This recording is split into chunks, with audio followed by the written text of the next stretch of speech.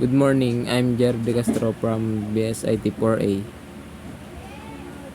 This is my activity 1 in networking 1. And ito ang laman ng aking packet tracer. Meron tayong PC, wireless router, cable modem, internet, server, tsaka laptop. First is click simulator, then play. Dito maglalagay tayo ng sa PC. Pupunta ng server. At yan, then click. Fast forward natin. Ganyan. In progress pa siya. Yan, pupunta ng wireless router pabalik sa PC.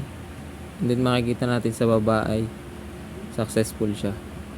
And then dito naman tatry natin sa laptop papunta ng server. Yan.